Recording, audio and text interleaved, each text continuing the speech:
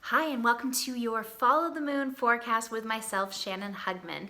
And this week, we kick off with a full moon happening on February 8th or 9th, depending on where you are in the world. And the full moon is like the climax of the lunar cycle. So we can imagine that the new moon is the start and the dark moon is the final, the end of the lunar cycle. And right now we're at this point. So we had our new moon 2 weeks ago, which kicked off phase 1. The energy builds to the full moon, which we are here now.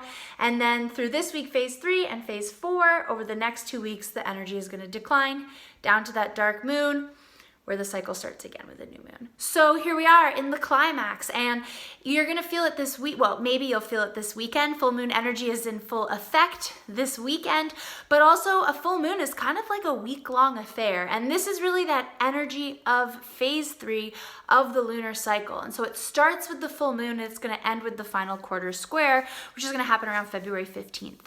So this is the energy of Leo and Aquarius. And Aquarius is about that connection. It's about coming together. It's about doing it for the greater good. And that energy of Leo is going to come in with some pretty potentially extreme, dramatic events. And this is going to show us where we're collectively out of alignment.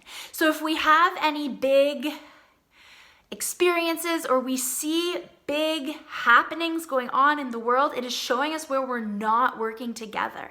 It's showing us where the energy of greed or the energy of excess or the energy of self-centeredness, self-absorption is putting a kink in the wheel of the collective. And so this is a weekend to know when we are emotionally charged to take a look at how our reluctance to be of service, whether that's the systems of the world or just in our individual life, it's our reluctance to be of service, to surrender to the greater good that causes the disconnect.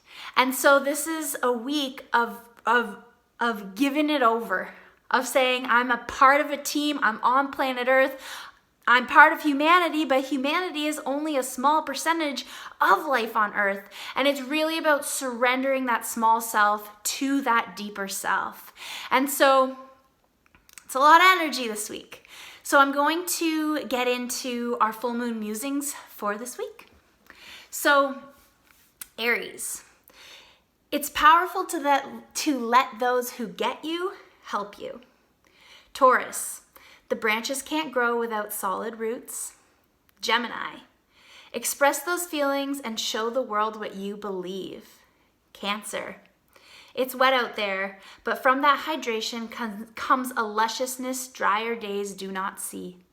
Leo, you've got your own back and deserve to celebrate that.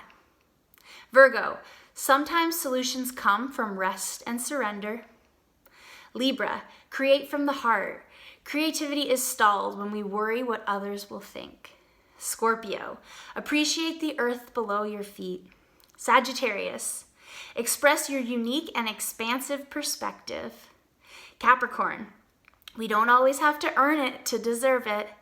Aquarius, sometimes people won't get you, but those that do, those are the ones worth paying attention to.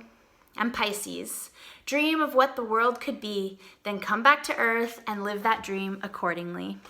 So go out there, look up at the moon this week, see it building, see it out there in the sky this weekend. Notice how it gets a little bit smaller and smaller and smaller every day. And if you want to know more about the lunar cycle and how to interpret it yourself, click the link in the description of this video or go to shannonhugman.com for Follow the Moon, my online course. And if you feel the stirring of energy because our times are heating up, come on over to Instagram, follow me at Shannon Hugman. On Instagram, follow me on Facebook, Shannon Hugman. You can follow my podcast, What the Heck is Energetic Astrology, and get ready for my new book coming out in March 2020. So there's a lot to talk about when we're cultivating energetic awareness, and I'm thankful that you're here listening and along for the ride.